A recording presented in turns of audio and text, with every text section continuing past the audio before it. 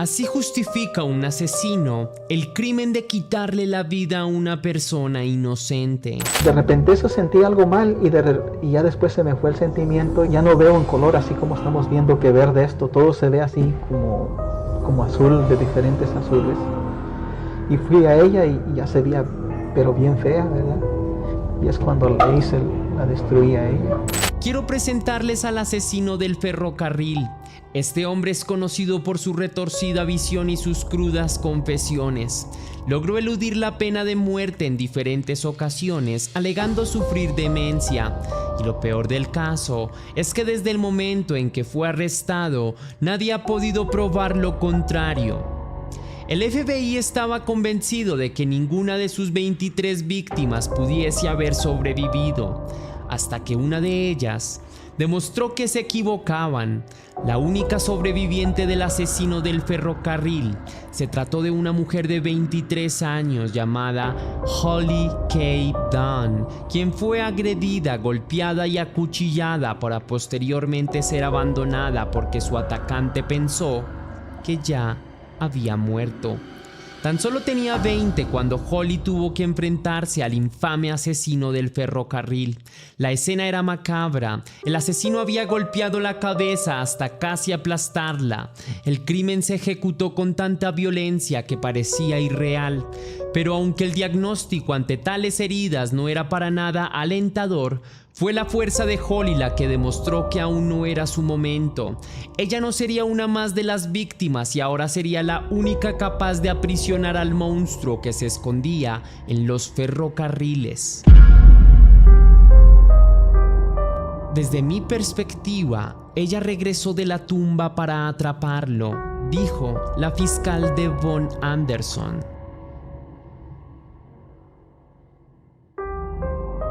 Una mañana Holly sale de casa de sus padres en Indiana ya que tenía clases en su universidad con su novio. Esto ocurrió dentro del mes de agosto en el año de 1997. Holly aún era estudiante de la Universidad de Kentucky. Sucedió durante un jueves en la noche. Las clases recién empezaban y esa noche Holly decidió ir a una fiesta con su novio Chris Meyer. La fiesta se celebraría no muy lejos del campus. Durante esa noche la pareja decidió salir a dar un paseo nocturno por las vías del tren. Y es a partir de este punto que lo que parecía una noche idílica se empezó a convertir en una tétrica pesadilla. En medio del camino, la pareja se encontró con una sombría figura. Las vías eran muy oscuras y no les permitían ver de quién se trataba. Pero en medio de la penumbra se distinguía la figura de un hombre agazapado detrás de una caja eléctrica. A medida que la pareja se acercaba, sintieron cómo aquel hombre dirigió una mirada penetrante y desafiante. Seguido a ello sacó un arma y corrió hacia la joven pareja.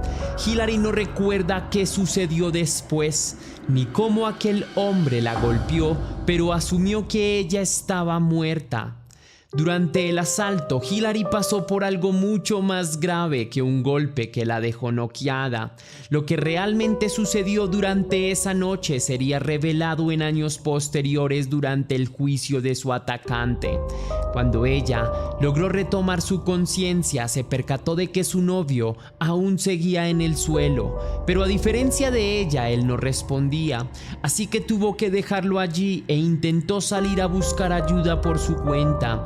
Y fue aproximadamente sobre las 2:45 de la madrugada que Holly logró contactar a un equipo de paramédicos para comentar lo que había sucedido. Holly había caminado bastante hasta que llegó a la casa de Chad Goetz, otro estudiante quien estaba haciendo cosas académicas hasta tarde, y fue en ese momento que vio cómo una mujer llena de sangre irrumpió en su casa. La mujer parecía haber salido de una batalla de boxeo y era tanta la sangre que se deslizaba por su rostro que lo único que Chad podía pensar es que estaba a punto de morir. A pesar de que Holly tenía la mandíbula rota, ella aún podía hablar. Después de acostarse, ella dijo en reiteradas ocasiones que su novio aún estaba en las vías. Poco después de compartir esta vital información, Chad realizó la llamada y con ello ello llegaron los policías y los paramédicos para revisar a Hawley. Cuando los profesionales ingresaron por la puerta, las primeras señales con las que se encontraron fueron un gran rastro de sangre seca, y las heridas eran tan graves en su rostro que ponían en evidencia una gran deformidad en la mandíbula y lo que parecía una herida con un arma punzante en su cuello. Hawley se encontraba en muy mal estado y había sido víctima de agresión íntima, pero en el chequeo solo informó sobre sus heridas. Su afán era dar rápidamente los detalles más superficiales y que el cuerpo de detectives fueran a buscar a Chris. Comentó que su pareja estaba aún sobre las vías del ferrocarril y uno de los paramédicos que estaba ahí se ofreció para acompañar a los policías y poder encontrar al joven herido. Cuando el paramédico regresó, se supo que Chris estaba allí. Él había sido golpeado en la cabeza con una piedra y resaltó la inviabilidad de llamar a una ambulancia para transportarlo al hospital, y entre susurros comentó a uno de sus compañeros lo que encontró. El paramédico en ese momento quería evitar empeorar la situación de Hawley.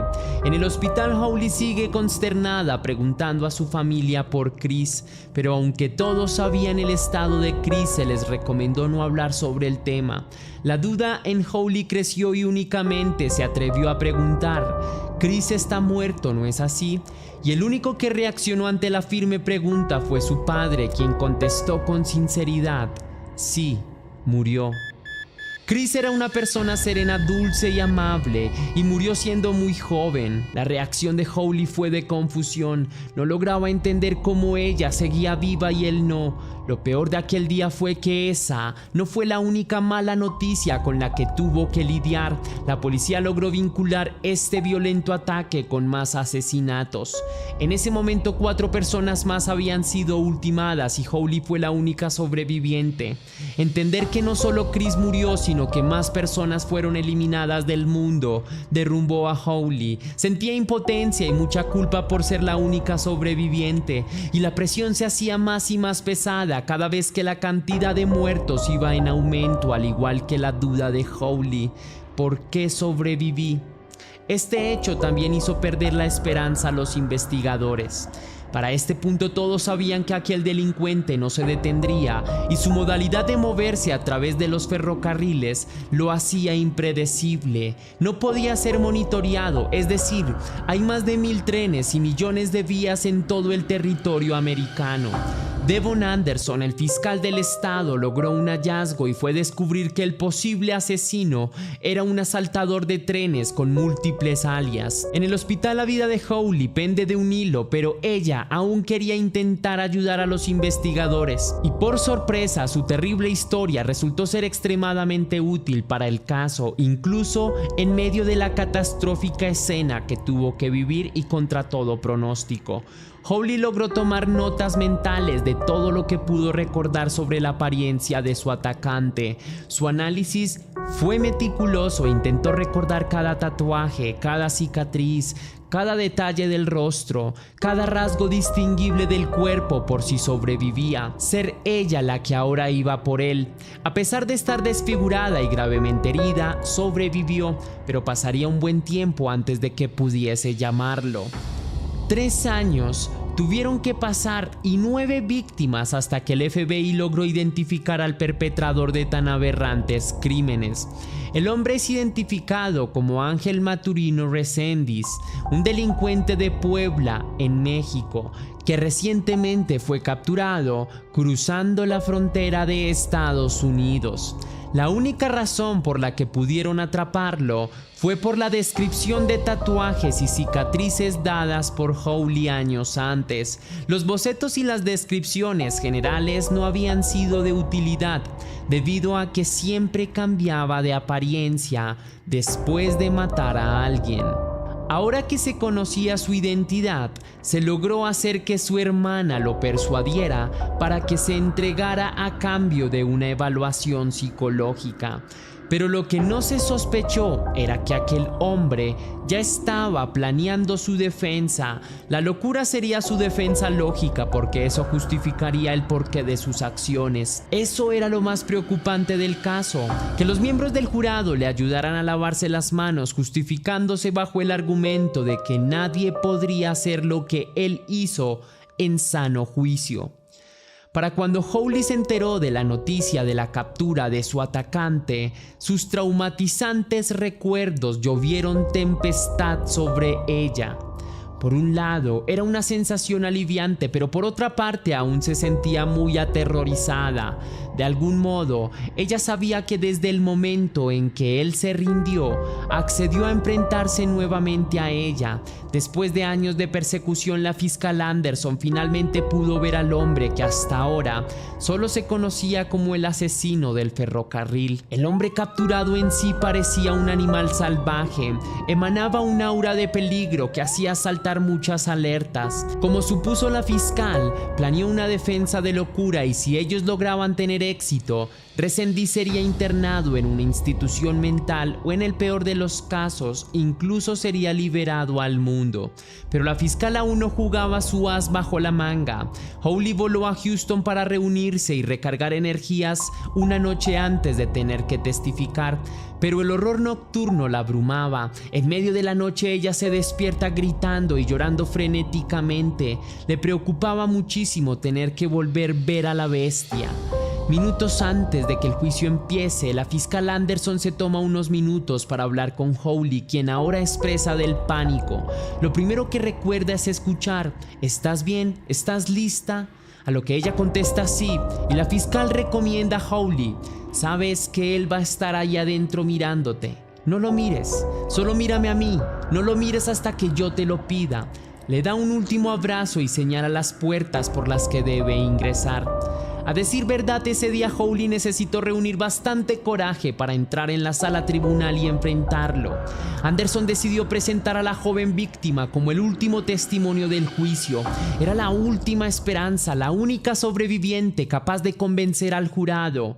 Cuando en el juzgado se entró a hablar sobre las personas asesinadas, siendo la mayoría atacadas dentro de su propia casa, quería que fuese el momento correcto para que Hawley testificara. Entonces, cuando ella subió al estrado, el jurado ya estaba preparado. Ellos ya habían escuchado los tétricos detalles de cada uno de los asesinatos que se lograron resolver hasta ese momento.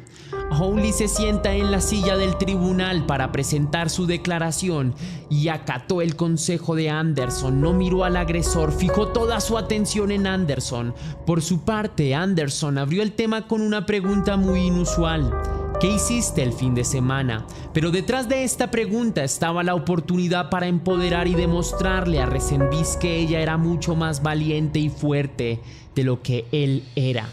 Hawley se emocionó y comenzó diciendo: me gradué de la universidad, lanzando su primera estocada al asesino, recordando que ese hombre no pudo destruir su vida. Finalmente Hawley compartió su historia públicamente. Como antes, tenía que mantenerse en secreto para la investigación, hasta que entró en los detalles ocurridos durante la noche del violento ataque. Después de explicar que Resendiz primero pidió dinero antes de obligarlos a arrodillarse frente a él, hizo que Chris se arrodillara y comenzó a revisar su mochila. Ella pensó que solo se trataba de un ladrón que estaba buscando dinero, pero lo que realmente hacía era atar las manos a la espalda con su mochila.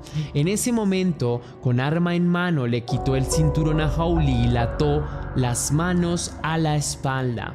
Arrastró a Chris hacia la hierba junto a las desoladas vías del ferrocarril. Con la atención de Resendiz puesta sobre Chris, Hawley podría haberse levantado para salir corriendo de ese lugar, pero ella no iba a dejar a Chris. Hawley recuerda cómo él rasgaba una camisa para amarrar sus piernas. También ató las piernas de Chris y luego empezó a hacer bromas sobre ellos. Chris le había dicho a ella que si tenía la oportunidad de correr que lo hiciera, pero ahora Hawley no podía soltarse las piernas, así que la idea de correr era imposible. Hawley no sabía cuánto tiempo pasó desde ese momento hasta que el atacante regresó con una roca. Era tan pesada que aquel hombre tenía que sostenerla con las dos manos. Se estima que el peso de aquella roca era de aproximadamente unos 25 kilogramos.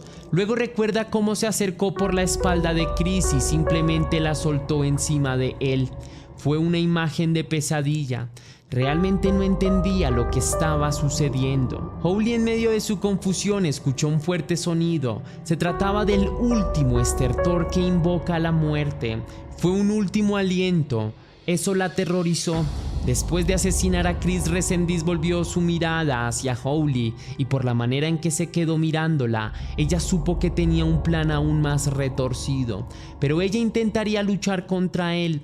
El hombre se subió encima de Hawley, intentaba accederla íntimamente, pero ella aún se defendía tratando de patearlo, de golpearlo. Pero aquel monstruo apuñaló su cuello y dijo: «Mira cuán fácil es asesinarte».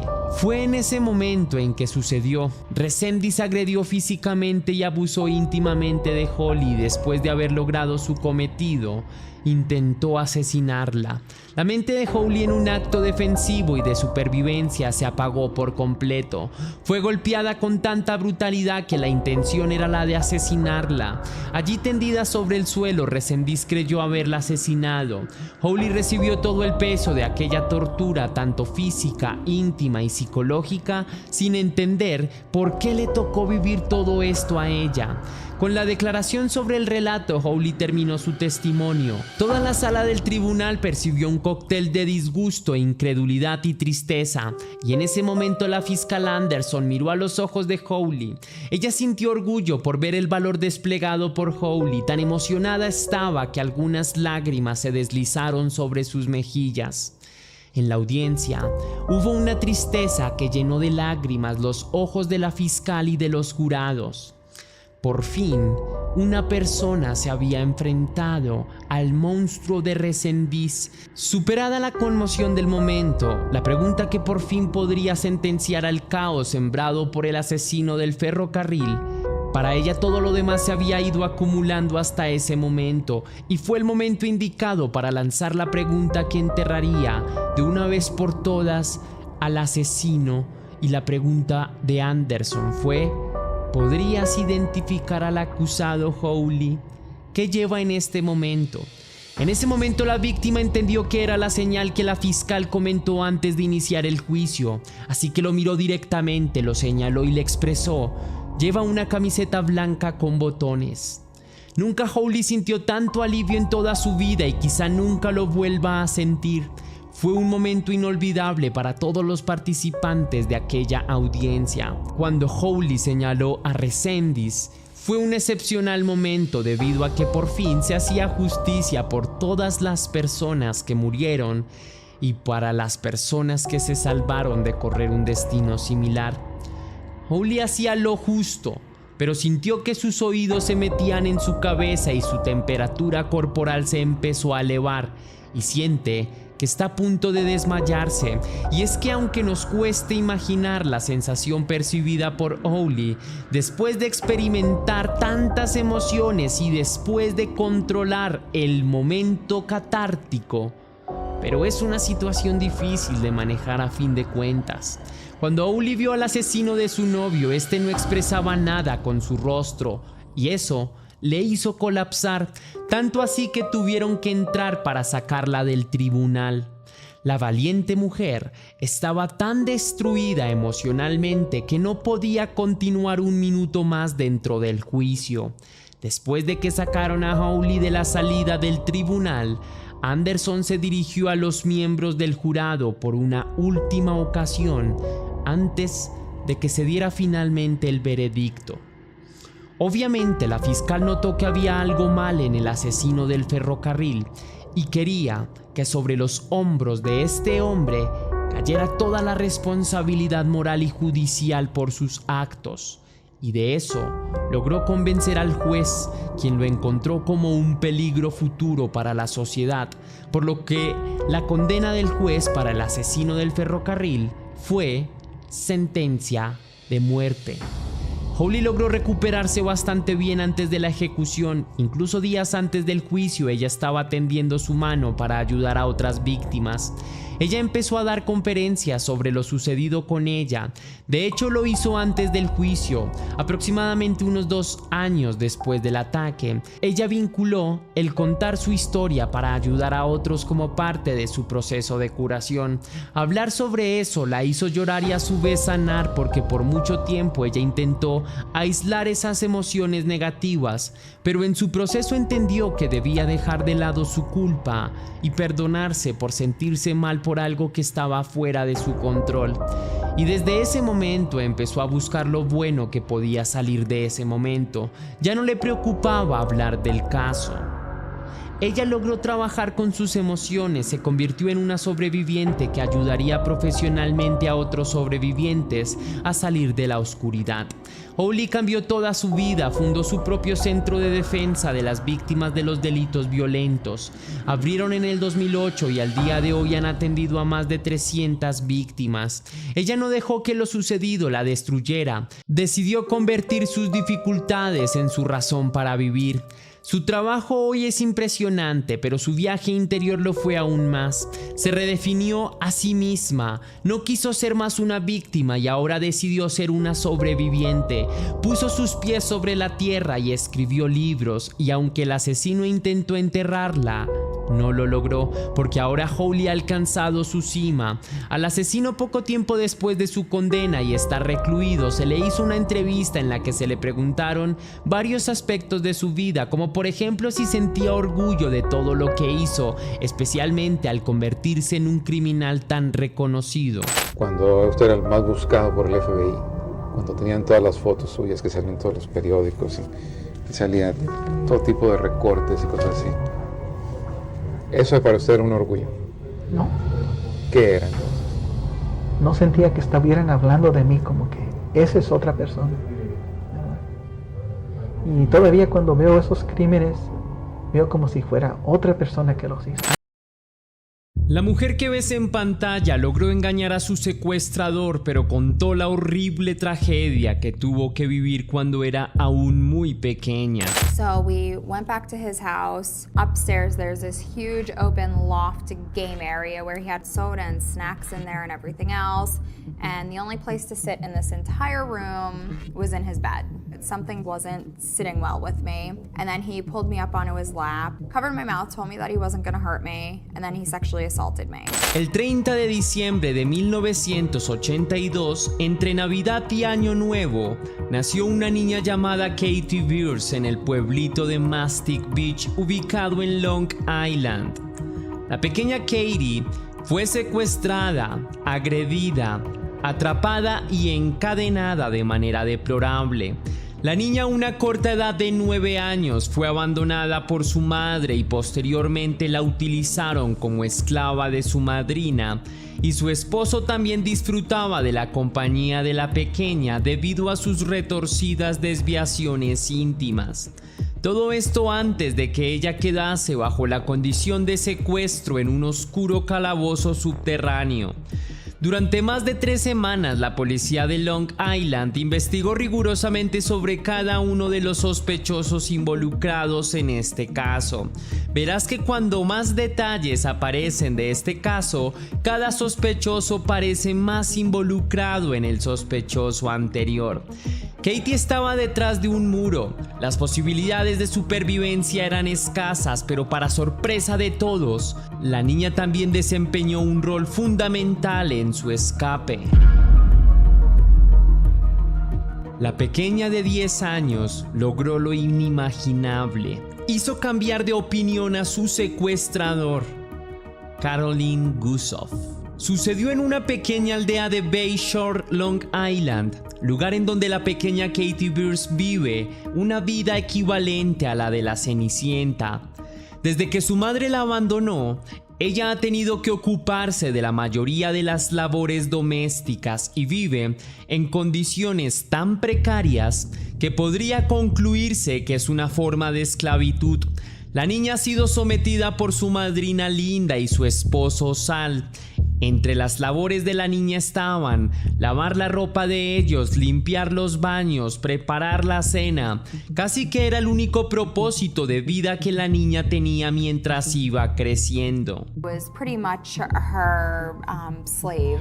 Pero el servicio que ella prestaba a su madrina era lo menos preocupante, ya que el verdadero monstruo de la casa era su propio tío, quien abusaba íntimamente de la niña desde que tenía 2 años, y fue hasta cumplir sus 7 años que Katie, exhausta de lo que sucedía desde su infancia temprana, trató de contarle a su madrina la verdad del hombre con quien ella se había casado. Pero quizá esta no fue la mejor idea. La reacción de su madrina solo empeoró las cosas. De entrada, negó todo lo que la niña con dolor le estaba revelando y la llamó en medio de muchos improperios mentirosa, concluyendo la conversación con un «retírate, niña, que no quiero verte». Las consecuencias se hicieron más y más visibles con el paso del tiempo.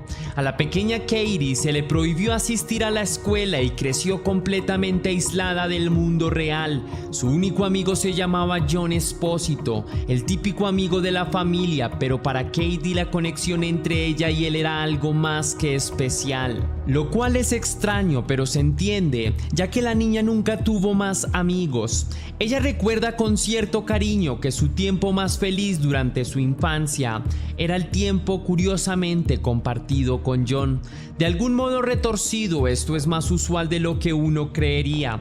El amor que un niño genera hacia alguien que le da una leve sensación de seguridad y confianza le hacía sentir amor por él, pues se sentía ligeramente más humana cuando John estaba en casa. Lo peor de toda esta historia es que Katie no imaginaría que la situación en casa podría empeorar. 2 días antes de cumplir 10 años, la niña sería secuestrada.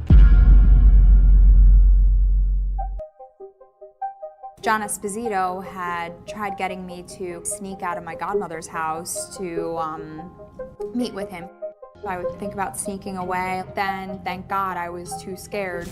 John Esposito bought me a Barbie dream house and said he was going to come back later in the afternoon to put it together. Durante ese cumpleaños, Katie se había quedado con John y juntos habían ido a Spaceplex, el lugar favorito de ella en todo Long Island. Era la celebración que ella esperaba, su lugar favorito con su persona favorita. Vale la pena comentar que el apodo impuesto por los niños locales de John era el Gran John, debido a que era un miembro conocido del programa Gran Hermano, Gran Hermana. Estar en Spaceplex era un sueño, era el lugar que podría emocionar a cualquier niño. No había reglas, muchos otros pequeños corrían probando las atracciones de un lado a otro, pero para Katie este cumpleaños tan especial rápidamente se haría uno de los más tristes al ser secuestrada por un hombre que la amenazó con un cuchillo. Esto se supo gracias a que ella misma logró comentarlo a través de una llamada telefónica, entre lágrimas el mismo día que fue secuestrada, mientras su depredador se acercaba. Linda fue quien recibió la información de los sucesos, pero mientras ella se comunicaba con la policía, ellos ya estaban en la escena con Big John en Spaceplex. Evacuaron el sitio y la buscaron durante todo el resto del día, pero los esfuerzos no rindieron frutos. Lunes 28 de diciembre de 1992, 6 p.m. El secuestrador levantó a Katie y la llevó a un armario en donde la niña rápidamente se percata que hay una puerta que se está abriendo y que la lleva a un túnel. Quien sea que fuese su secuestrador, es una persona que tenía planificado lo que iba a hacer. Era alguien mentalmente apto para intentar esconder sus crímenes. Los túneles estaban instalados detrás de las paredes de su hogar y habían sido erigidos por un experto. La niña fue obligada a gatear hasta encontrarse con una trampilla que, al ser descubierta, abría una habitación que más parecía una especie de calabozo. Un lugar que con solo verlo suprime cualquier idea de libertad. En su interior solo había un colchón viejo y sucio. El lugar era como un ataúd insonorizado rodeado de cadenas, y para cuando entró su captor, con hipocresía expresó: Bienvenida a tu nuevo hogar. Las declaraciones de su madrina solo sostenían lo que se comentó en la llamada. Linda sabía que era perseguida por un hombre con un cuchillo e inminentemente la llamada se cortó sin darle tiempo de compartir más palabras. Esas fueron las únicas declaraciones ofrecidas por la mujer sobre la llamada recibida el día del secuestro. Esto preocupó de sobremanera al jefe de la división de secuestros de la policía de Long Island, Dominic Barone. A Dominic le asombró que Katie hubiese colgado la llamada con tanta inmediatez. Desde su experiencia, existen ocasiones en las que hay secuestros diseñados para parecer secuestros. Y sí, tanto su experiencia como la estadística le daban la razón, como el hecho de que el 95% de los secuestros son perpetrados por familiares cercanos. Otro hecho sugerente de la inusual llamada estaba relacionada con lo poco creíble. Para el jefe de la división de secuestros, el hecho de que Katie usara la palabra secuestro le resultó extraño, y lo más curioso es imaginar cómo pudo la pequeña niña de 10 años escapar del secuestrador y usar el teléfono.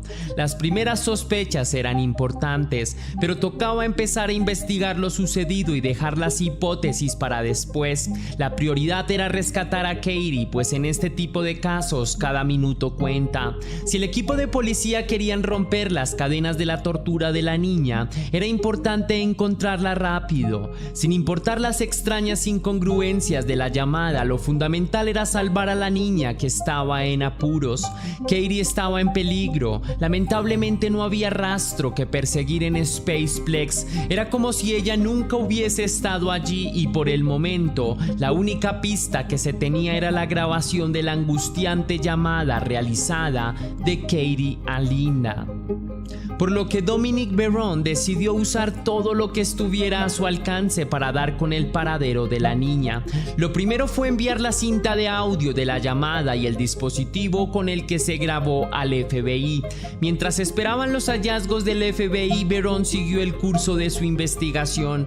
Naturalmente empezó por quienes serían los sospechosos más factibles, así que comenzó con los protagonistas principales de esta historia. Marilyn Beers, la madre natural de la niña, una madre caótica e incompetente. Después estaría Linda Inghilleri, la negligente madrina que fingía amarla después de la noticia, pero mientras vivía con ella solo la usó para hacer todo tipo de labores domésticas. Sal Inghilleri, el esposo de la madrina, acusado de abusar íntimamente a Katie Beers, y el cuarto sospechoso sería la única persona que no era de la familia, la última persona que vio a Katie antes del secuestro, John Esposito, el amigo de la familia. Después de un corto tiempo, el FBI finalmente compartió lo que encontraron en la grabación. Ahora se sabía que la llamada realizada por Katie se realizó desde una cabina telefónica frente a Spaceplex, lo que resultaba raro para los investigadores, que aún no encontraban ningún rastro de ella dentro del centro recreativo.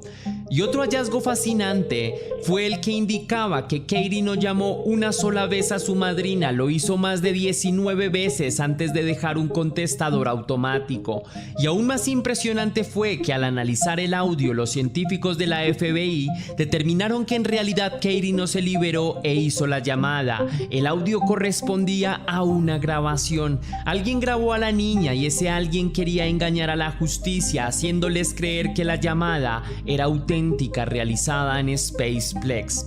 El detective estaba empezando a armar pausadamente el rompecabezas mientras pensaba que el criminal estaba pretendiendo engañar a todos. El secuestro de Katie no era más que una fachada para un plan mucho más siniestro. La llamada telefónica fue solo un segmento del plan para hacer pensar a la policía que Katie había sido secuestrada. De vuelta al calabozo, Katie empezó a intuir lo que sucedería, así que decidió luchar con todas sus fuerzas. La niña notó que la puerta del ataúd estaba suelta y allí derrochó la mayor parte de su energía. Pateaba con toda su fuerza, pretendiendo que la puerta se rompería y con eso saldría de manera más o menos segura. Sin embargo, aunque su estrategia logró avances para escapar del ataúd, la niña olvidaba que afuera del lugar en que estaba recluida había un enorme calabozo. Al final lo dedujo, no tenía dónde ir, entonces cambió su plan. Ahora buscaba entre los estantes más cercanos alguna herramienta que pudiera usar para emplearla como sistema de autodefensa. Y allí en su búsqueda encontró un manojo de llaves. Sin saberlo retiró una de las llaves y la escondió debajo del colchón. Antes de tener una oportunidad de pensar y una forma en cómo confrontar a su captor, la niña escuchó los pesados pasos, presagio de que él ya venía a su celda. Era demasiado tarde para idear algún plan. Los pasos hacían eco en el pasillo y cada vez se volvían más ruidosos. Tan pronto como el hombre bajó, lo primero que vio era que la puerta estaba medianamente abierta y seguido de esto, se encargó de abusar íntimamente a la niña para corregir su conducta.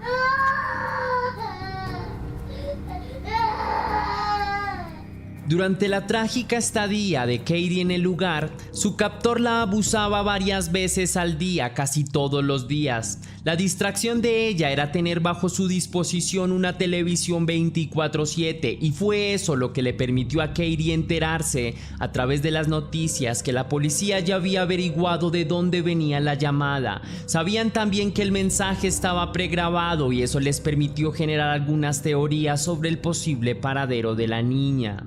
Aunque para ser más contundentes, había aún varias preguntas por resolver. En la prisión en la que Katie estuvo recluida, ella pudo escuchar los testimonios de cada uno de sus familiares, comenzando por Marilyn, su madre biológica, quien logró hacerla romper en llanto y sintió que sus palabras eran honestas. Pensaba que realmente ella la había extrañado y que era verdad, que su madre deseaba que la encontraran, lo que alivió un poco al tan golpeado corazón de la niña y algo de esperanza emergió en su interior. Desde la perspectiva de Marilyn, tanto la madrina Linda como su esposo Sal eran los culpables detrás del secuestro porque perdieron la custodia en el momento en que ella misma presentó cargos en contra de Sal por abuso íntimo a Katie. De vuelta en la mazmorra, Katie vio ahora a Sal diciendo que esperaba su pronta aparición. La niña sintió ira. Ella sabía que a él no le importaba lo que le sucedería, si moría o permanecía secuestrada. Le daba igual, además de que aquel cínico ya había abusado de ella. Ella deseaba que sobre él cayera la justicia por abusarla. 2 years old, I was sexually abused by my godmother's husband. El jefe Barron no se precipitó y tampoco se animó a lanzar conclusiones impulsivas, ya que varios de los sospechosos parecían tener varios grados significativos de responsabilidad en este caso. El jefe tenía muchas razones para pensar que no solo Marilyn podría ser la culpable, sino que también deberían haber otras personas tratando de incriminar a alguien más. Barron pensaba que tanto Marilyn como su hijo el pequeño John, hermano de Katie, se dieron cuenta de lo sucedido con la niña y pensaba que había motivos suficientes para organizar un secuestro. Quizá querían aislarla de una mala situación, quizá la acompañaron hasta la salida de Spaceplex, grabaron su voz para hacer la llamada y dejarla en manos de alguien más. Después de un buen tiempo, la investigación sobre cada uno de los miembros de la familia se iba desgastando con rapidez. Cada sospechoso tenía posibles causas que sembraban dudas sobre su inocencia.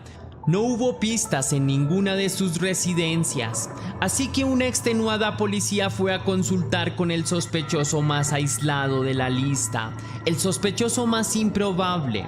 Los investigadores siguieron las huellas de John Espósito. La policía logró obtener una orden de allanamiento e hicieron una inspección completa de la residencia del señor Espósito, pero tampoco hubo evidencias contundentes. Así que decidieron verificar antecedentes y nuevas sospechas aparecieron. Una vez que se estableció contacto con la Asociación de Grandes Hermanos y Grandes Hermanas, el programa del que John orgullosamente afirmaba ser miembro, Es a partir de este punto que una oscura verdad tocó la luz. Jon Esposito se veía a sí mismo como un gran hermano. Los detectives descubrieron que él intentó a toda costa en unirse a esa organización e hicieron una investigación de antecedentes de él en su momento. En ese momento la policía supo que Jon anteriormente estuvo involucrado en el secuestro de un niño de 7 años. 15 años atrás de la desaparición de Katie, y fue ese el motivo por el que lo descartaron de la asociación. Así que se tomó la decisión de aumentar la presión en contra de él, siguiéndolo a donde sea que fuese. Y los medios de comunicación no se quedaron atrás. Cuando se enteraron del prontuario de Jon, se involucraron hasta que se pudo nuevamente registrar la casa de Jon Esposito. La policía registró tanto la casa como el garaje reformado de Jon. En ese momento, Esposito se volvió en el sospechoso número 1 y la pequeña Katie veía en noticias cómo algunos noticieros estaban acampados frente a su casa.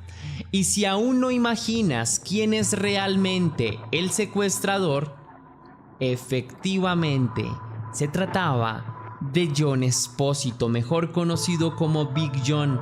Todo este tiempo el hombre que dedicó su energía en fingir ser un amigo para Katie, en realidad llevaba bastante tiempo planificando e ideando cómo secuestrarla. Went back to his house. Upstairs there's this huge open loft game area where he had soda and snacks in there and everything else. And the only place to sit in this entire room was in his bed. Something wasn't sitting well with me. And then he pulled me up onto his lap, covered my mouth, told me that he wasn't gonna hurt me, and then he sexually assaulted me. Para Katie, saber que su único amigo, la única persona en la que confiaba, era su secuestrador, la lastimó profundamente. Nunca lo imaginó. Ella estaba aliviada de que el esfuerzo policial los había llevado al camino correcto, pero aunque tenían al delincuente, Baron no tiene nada de pruebas concluyentes para incriminar a Esposito, y peor aún, no saben en dónde puede estar Katie. Los días pasaban y la motivación se redujo bastante. Sabían que debían encontrarla, pero el horror era encontrar el cuerpo sin vida de Katie Beers. Mientras tanto, Katie aún se mantenía en aquel calabozo en el que estaba cautiva. Esposito, antes de ser interrogado, había atado una cadena alrededor del cuello de la niña. Recordemos que anteriormente la pequeña había logrado ocultar una llave debajo de su colchón. Era tanta su suerte que la llave era la razón por la que todo este tiempo tuvo sentido. La niña era inteligente. Cada que se liberaba solía contar cuántos eslabones había en el extremo y también en la pared. Cuando ella oía que su captor se acercaba, rápidamente se encadenaba de nuevo para no levantar sospechas. Sin embargo, eso sucedía cada vez menos, ya que la policía estaba convencida de que era Big Jon quien estaba detrás de esta desaparición. Así que el hombre siempre estaba monitoreado. Un grupo de oficiales mantuvo un horario de vigilancia extremadamente estricto alrededor de él y su casa, e incluso Baron entró para interrogarlo y vio cómo del rostro de Jon había señales de perturbación. La preocupación era que aquellos indicios fuesen incorrectos. Sin opciones, Jon Esposito empezó a hacerle extrañas peticiones a Katie. El plan de Jon era poder tomar fotografías de la niña en las que ella pareciera muerta. Si lograba hacer que la policía creyera que ella había muerto, probablemente se darían por vencidos y el proceso de búsqueda sería más tardío. Así que Katie, la niña brillante, interpretó perfectamente las intenciones de Jon. Sabía que obedecer a Jon era liberarlo de una sentencia de muerte.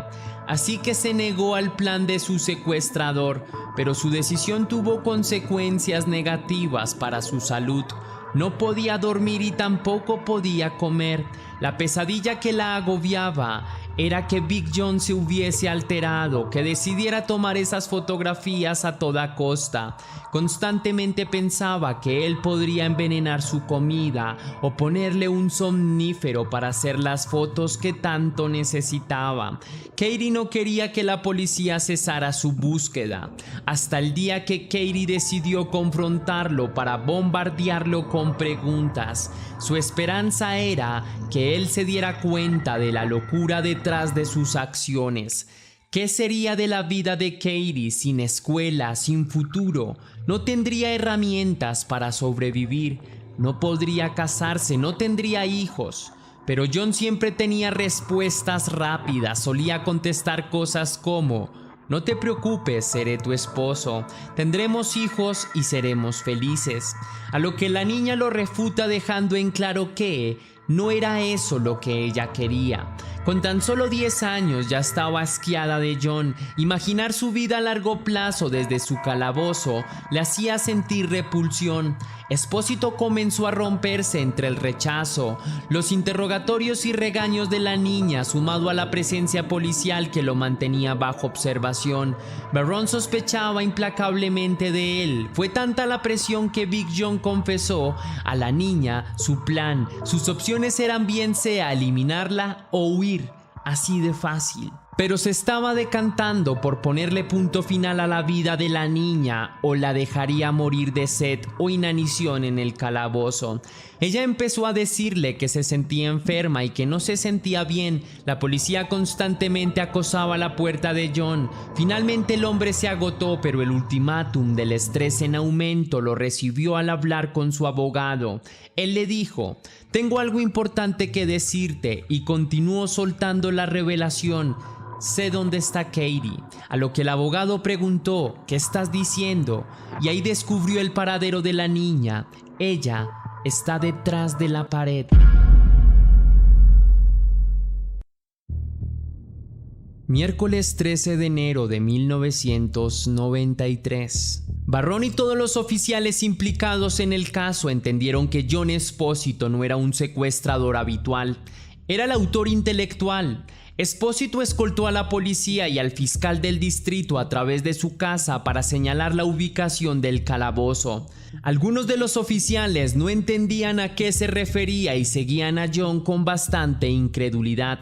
Mientras más avanzaban y se iban acercando a la mazmorra que él construyó, la policía miraba con admiración y horror al siniestro ingenio de Big John. Primero tocaba llegar a una estantería con ruedas que tocaba retirar. Después de esto se requería de retirar un vinilo que cubría el suelo. Debajo había un bloque de unos 90 kilos que tocaba sacar enganchado a una polea de techo para levantar el bloque y tener acceso a la entrada del espacio de tortura. Después tocaba descender poco más de 2 metros en la cámara subterránea para llegar a un pasadizo, y allí abajo habían más cámaras subterráneas. En una de ellas estaba Katie. Get down there. And I said no. So then he picked me up and dropped me. Evidentemente, toda esta construcción se preparó durante muchísimos años antes de que John pudiese usarla. Katie tuvo difusos recuerdos de haber jugado cerca a los calabozos antes de que se construyeran. Fue para esa época que John se proyectó a encerrar a Katie como su primera víctima. Cuando Barron finalmente ingresó, la niña no podía creer que la hubiesen encontrado. La puerta se abría lentamente y detrás de ella por fin veía un rostro diferente. La niña recuerda que les escuchó decir: "Somos la policía, ahora estás a salvo". Entre lágrimas, la pequeña Katie veía con sorpresa el aún estar viva. Pero la sorpresa no era solo de ella. Barron también la veía con asombro, pues el temple de la niña era de admirar. Rápidamente se recompuso y parecía encontrarse con una niña de 10 años que regresaba de una sesión en un parque de diversiones. Se le veía sonriente y optimista. Desde ese momento sabían que ella tenía todas las características de una sobreviviente. En manos de la policía, Kate finalmente reveló la verdad sobre lo que tuvo que vivir. John Espósito también lo confesó todo. Espósito fue condenado por secuestro en primer grado a cadena perpetua. Barron no solo salvó a Katie del monstruoso John Espósito, sino que también descubrió todas las aberraciones que la niña vivió a manos de las personas que deberían haberla cuidado, y fue bajo esas investigaciones que decidió ponerla en un hogar de acogida. Katie fue puesta en el hogar de acogida tan pronto como fue liberada, y esa fue la salvación tan anhelada que la niña requería.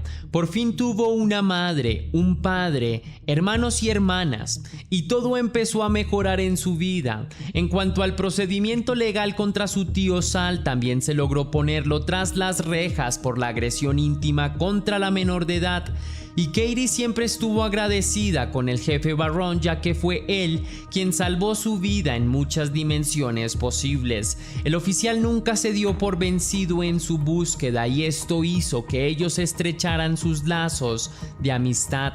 De este caso se conoce la carta que Barron envió a la niña.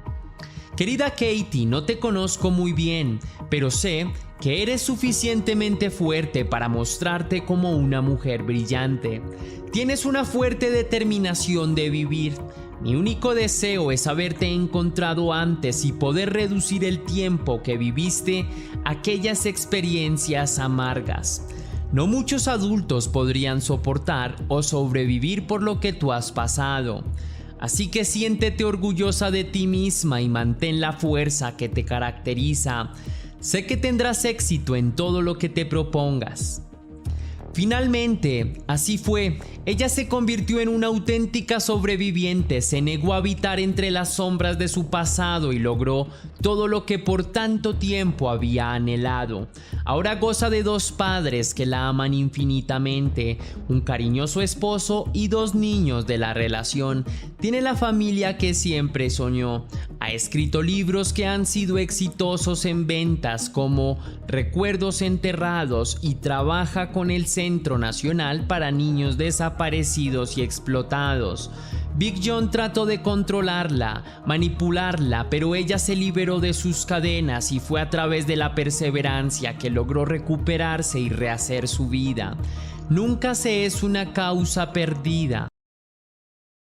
El hombre que ves en pantalla privaba de la libertad a varias mujeres en su casa, un lugar que diseñó para hacer cosas asquerosas y horribles mientras estaban encadenadas. Aquí te cuento la escalofriante historia de David Parker Ray.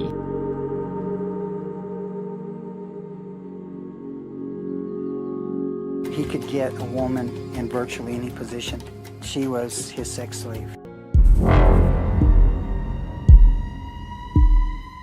En Nuevo México, Estados Unidos, David Parker Ray nace un 6 de noviembre de 1939, pero queda huérfano tras el abandono de sus padres, quienes no pueden mantenerlo económicamente. El joven creció con un profundo resentimiento social debido a su situación, odio que cultivó hasta sus últimos días. Desde su infancia, la palabra familia, amor o apoyo no significaron nada. Siempre tuvo que resolver sus propios conflictos emocionales por su propia cuenta, por lo que desde su inicio fue desarrollando un carácter frío y desconocía la empatía. David fue criado por su abuelo. Sin embargo, el anciano era un hombre violento y de métodos poco prácticos y sutiles, por lo que desde que era muy pequeño sometió a David Parker Ray a constantes golpizas y maltratos de todo tipo, psicológicos, físicos y mentales. Incluso sin importar que el niño lloraba del dolor, David Parker Ray creció con problemas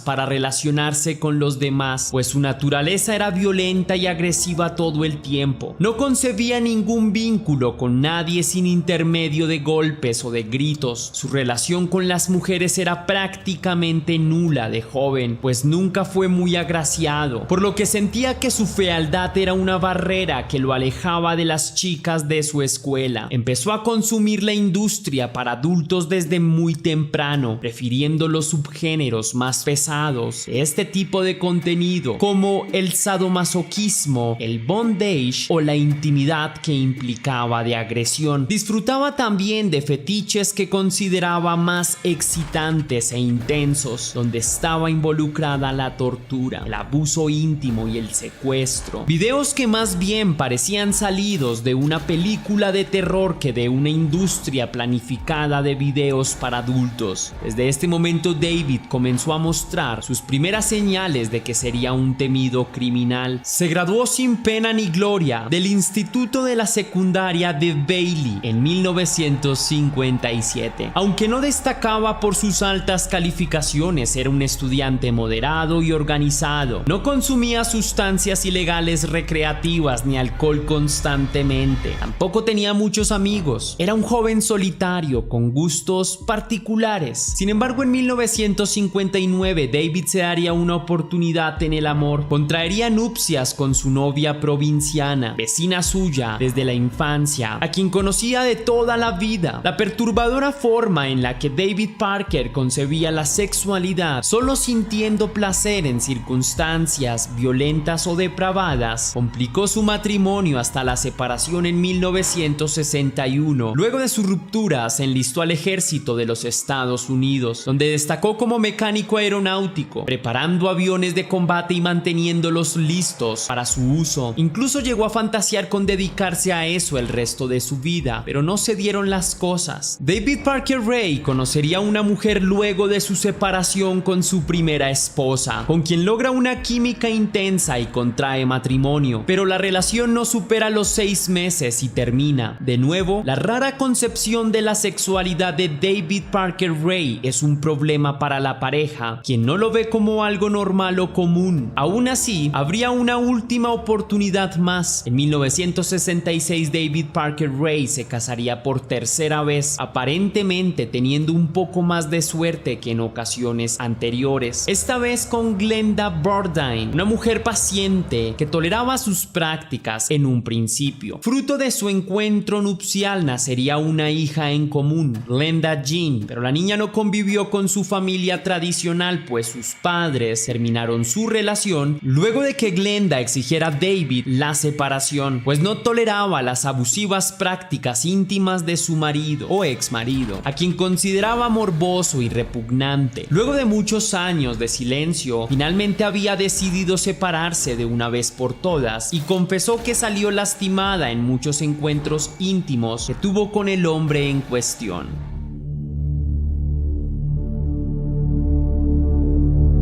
Por la carretera completamente desnuda, con un collar de perro puesto alrededor de su cuello y sangre por todo su cuerpo, una mujer corre desesperada pidiendo ayuda. Ha sido accedida íntimamente y cautiva por varios días, también atacada y torturada de muchas formas. Aún así, su apariencia resulta aterradora, por lo que nadie en la carretera le hace la parada. Por el contrario, huyen. Desesperada, la mujer encuentra una casa en el camino, a la cual accede por la fuerza, encontrándose ante el matrimonio de la familia Bridge. La pareja, desconcertada, trata de socorrer y escuchar atentos la historia de la joven, quien responde al nombre de Cynthia Vigil. Contó a sus salvadores una aterradora historia real, sucedida a tan solo unas cuadras del lugar en donde residían, sobre un remolque capacitado específicamente para la tortura, una caja de juguetes macabra donde se desarrollaban prácticas sadomasoquistas y fetichistas por un hombre de particular apariencia y un poblado bigote. La chica aún no puede creer que siga con vida, pues está muy traumatizada. Cynthia estuvo cautiva en ese búnker de tortura, aguantando vejaciones y golpes como otras 60 mujeres antes de ella. Cuenta que además David Parker y su novia, que es la cómplice de sus delitos, era la que persuadía víctimas o adecuaba las herramientas para el sometimiento, y todo el arsenal de armas y métodos de tortura eran explicados por terribles grabaciones de audio que podrían ser semejantes a la película de terror psicológico Saw, o conocida en tantos países como Juegos Macabros. Cynthia Vigil trabajaba como meretriz en la zona. Fue entonces cuando, el sábado 20 de marzo de 1999, David Parker le hace señas para que se acerque a su auto solicitándole el servicio de una felación en su automóvil. Juntos acuerdan un dinero como transacción, por lo que Cynthia Vigil sube al auto incauta a realizar su servicio, como lo ha hecho en varias ocasiones anteriores. Tras realizar su servicio, David Parker engaña a la mujer mostrándole su placa, sometiéndola y forcejeando con ella, situación que termina con una descarga eléctrica para Cynthia Vigil, quien se desmaya por el shock eléctrico y es trasladada hasta la casa de David Parker. Allí es desnudada y abusada íntimamente. Luego se le instala un collar para perros y le obligan a escuchar una nefasta grabación con la voz de su secuestrador, la cual cita: "Has sido elegida, seleccionada por tu cuerpo y por tu belleza. Me gusta el sadomasoquismo, así que cuando siento esa urgencia, voy por una chica. Ambos sabemos para qué te hemos traído. Tus muñecas y tus tobillos están encadenados. Estás amordazada porque no te gustará cómo lo hago. Te quedarás aquí, desnuda y encadenada. Estarás colgada del techo por las muñecas y te azotaré muy fuerte, con palmetas, cuerdas, látigos, gatos de 9 colas o con lo que me plazca. ¿Qué otra cosa puedo hacerte? Voy a usar una máquina de electroshock. Dicen que soy frío y que no escucho, que trato a las personas como objetos para sentir placer y supongo que tienen razón hasta cierto punto. He traído 37 mujeres con el mismo objetivo, o puede que algunas más, pero ninguna ha escapado. No lo consiguieron. Tú no serás una excepción. En cuanto termine esta grabación tendrás una oportunidad excelente para suplicarme que te libere. Me encanta cuando ruegan y suplican".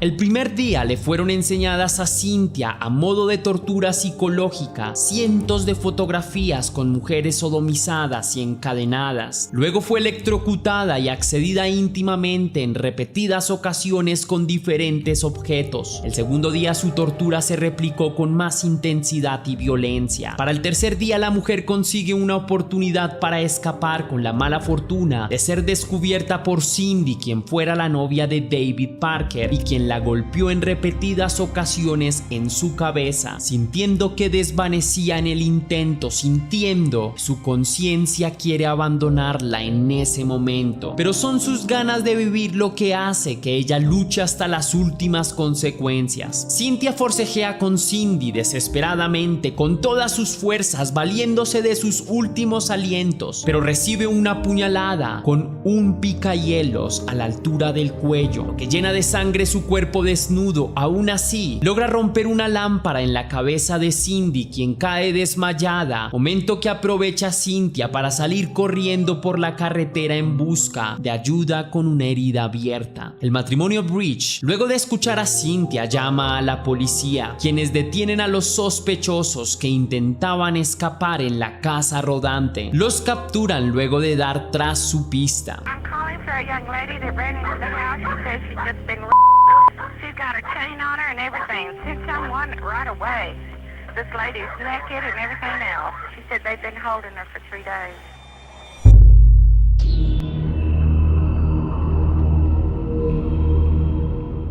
David Parker Ray redactaba un libro perverso, un documento personal sobre la tortura y el sadomasoquismo extremo, inspirado en sus propias experiencias personales, para el cual empezó a leer numerosos textos de anatomía y de tortura medieval para someter a sus víctimas a suplicios más sofisticados, realizando un aberrante pliego denominado el Manual para el Torturador. En su contenido había páginas dedicadas al acceso íntimo sin consenso, el secuestro y el dolor, declaraciones como: una mujer dirá lo que sea para librarse de la tortura, mentirá, atacará, ofrecerá dinero, su cuerpo, ofrecerá excusas, inventará tragedias o hará lo que deba hacer para poder escapar, o No dejes que te engañe. Si vale la pena raptarla, vale la pena mantenerla cautiva. Estaban inmersas en todo el documento. Presuntamente David Parker, inspirado en el famoso proyecto de control mental MKUltra, que inducía sustancias potentes e ilegales a sus víctimas para internarlas a un viaje de hipnosis profundo donde les hacía olvidar lo que vivieron. Algunas de ellas morían en las sesiones de tortura e hipnotismo inducido. Incluso una de sus víctimas tuvo vagos recuerdos de la noche en la que fue víctima de David Parker. Ella logró descubrir la verdad de lo que sucedió en la terrible noche que fue secuestrada gracias a un video que las autoridades rescataron de la mazmorra de este criminal. Gracias a un tatuaje, la mujer pudo saber la verdad. Ese tormento de sus pesadillas era real. Sí fue torturada durante una noche completa y fue inducida a hipnosis para que no recordara con plenitud qué fue lo que sucedió. En el video supo que era ella gracias al tatuaje que ella misma tenía.